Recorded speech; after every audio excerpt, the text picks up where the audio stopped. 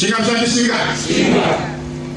Akatengesa imba yake mari ikanyura mubhengi nokuda kuti varume nevakadzi vashomanana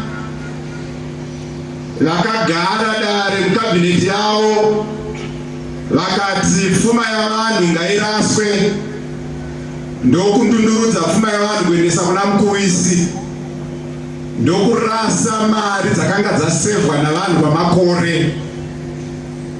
Vaonazve zvakakodzera kuti mari dzakanga dzaombwa kubva 2009 dziraswe zvakare.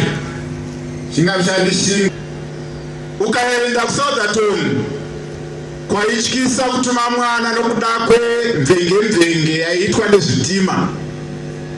Iko zvino unogona kunorara parailway line ukasatomutswa unomutswa ya Christmas wakaenda iri New Year last year. Penga mshandi penga. Industry kublawayo dzakumera miti.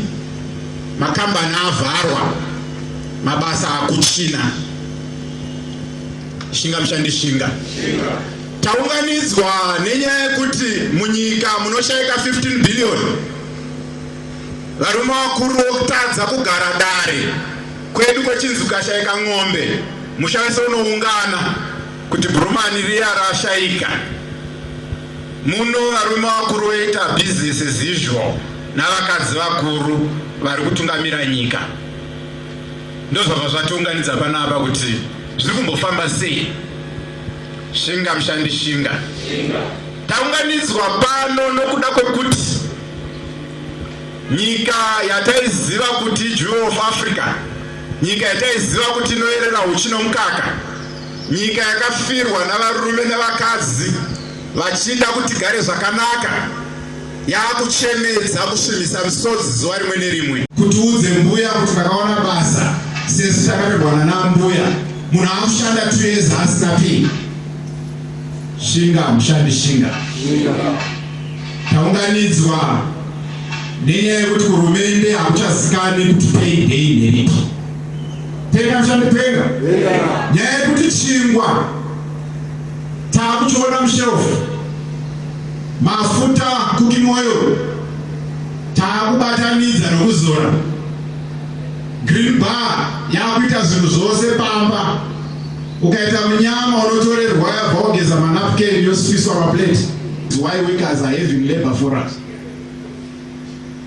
Would want one person amongst workers who would confirm or tell us that what we are gathering for is not worth to gather for. Toda kumubvunza tinzwisane kuti comrade saka tichazoungana zvinhu zvadii. Ndandechoerenga nhoroondo yetrade unionism ndikaona kuti haina kuchipa. Ane payslip nokuti ndichadhakwa ndaimbonesana naamai panext door vedu kuwaterfalls kwendaigara kwasekuru wangu.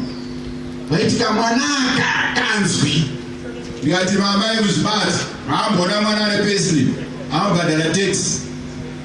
So varume vakuru vakumabasa hatichaita zvataita kumwombe kukuumbirai zamuramai toti rwai anzwa hasha dzirimo kare.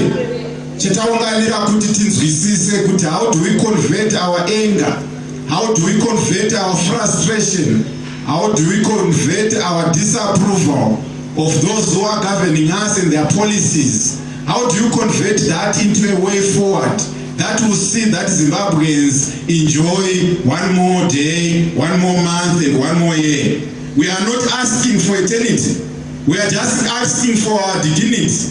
We are asking for a stressful lifestyle in Zimbabwe.